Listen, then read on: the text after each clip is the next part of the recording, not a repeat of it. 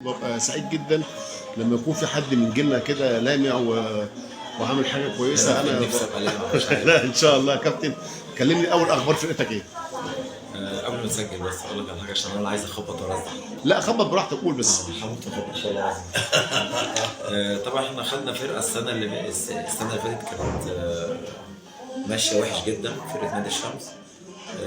كنا جبنا مجموعه لعيبه كده، ابقيت على 7 لعيبه بس، وجبت بقيه الفرقه كلها فرقه جديده.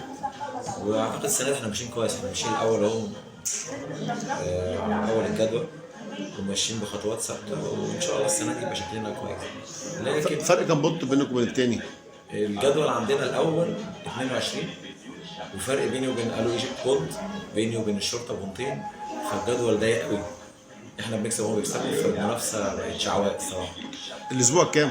التاسع، احنا لعبنا 9 مباريات بنفس المنتسبه نفس يعني المزابيع تقريبا هم 9 و9.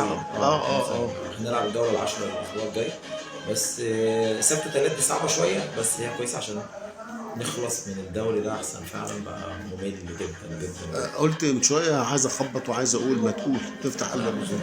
لا لا لا لا عادي مفتون، ما اصل انت ما فيش حاجه يعني ما بتسيبش حد.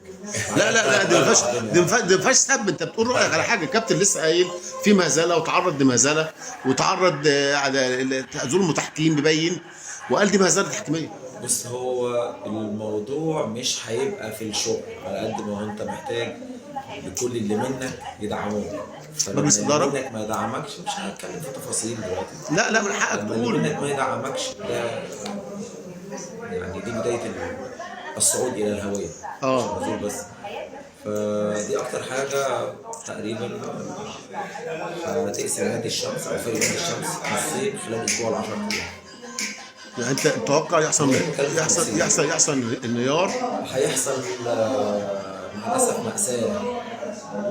احنا في سنه من السنين، من 4 سنين تحديدا، كانت الفرقه ماشيه اول، كنا مثلا لاعبين حوالي 7 أو 8 ماتشات برضه بنفس الشكل.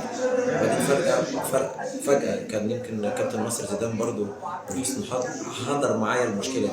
الفرقه كلها عملت اعتصام ومحدش جه، وصعدنا فريق 21 سنه ولعبنا بيه. طبعا كنا ماشيين الاول. الفرقه عندك كابتن يعني تقريبا يعني كام مليون كلهم؟ كام مليون؟ اه نفس الميزانيه بتاعت كل سنه، بالعكس يمكن قلت. نفس الميزانيه. الميزانيه قلت، بس انت اخترت مجموعه لعيبه بقى مميزه جدا، اخترتهم بدماغك على طريقه اللعب اللي انت عايز تلعب بيها. فانت نقيت بقى لعيبه اخلاقيا محترمه، مهاريا حاجه كويسه جدا، بدنيا حاجه كابتن ما بتاخدش مرتبك بصفه مستمره؟ مش هتكلم في تفاصيل نتكلم في تفاصيل ايه بقى بعد ما تبقى الدنيا ابتدت تلخبط كده، هبقى اتكلم في تفاصيل. خلاص يعني احنا كنا نتمنى بس يعني احنا من دلوقتي نحط ايدينا على المشاكل ونحاول نحلها قبل ما الدنيا تفجر. مش عايز تقول قول على الهوا مع عبد الناصر عشان يبقى برضه رسالتك واضحه، وانت حذرت انك انت بتتعرض بعد المضايقات وعدم المسانده عشان ما يجيش حد بعد كده يرمي اللوم. ولا يا كابتن رمضان؟ طبعا.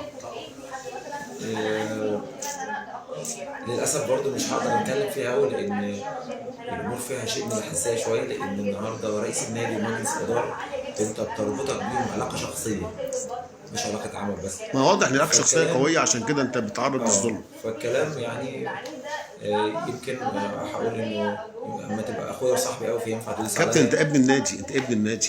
لا يعني انت حضرتك تاريخك في النادي اكتر من اعضاء مجلس اداره، يعني انت بتتكلم في ايه؟ هو مع الاسف بقى واضح ان ابن النادي يعني بيتعامل معامله رخيصه شويه يمكن، ودايما خير النادي للناس اللي جايه من بره النادي، ودي مشكله كبيره. يعني انا مش عايز اقول لك الواحد مشروح، لان اللي منك ما بيقفش جنبك ويساندك ويساعدك بالشكل اللي انت محتاجه. يعني ففي امور كتيره جدا هنتكلم. انا مش هضغط عليك، بس الرساله اكيد وصلت. واتمنى مسانده مجلس اداره بقياده الزميل اسامه ابو زيد والمجلس عندكم يساندوا ابن النادي، عشان من اجل يرجع الشمس تاني في مكانته الطبيعيه اللي احنا متعودين عليها. نادي دايما مطلع نجوم كتير وليه خير على كتير جدا من اللعيبه الدوليه كمان. اتمنى ان الكلام ده يوصل للناس. طبعا الكابتن اسامه ابو زيد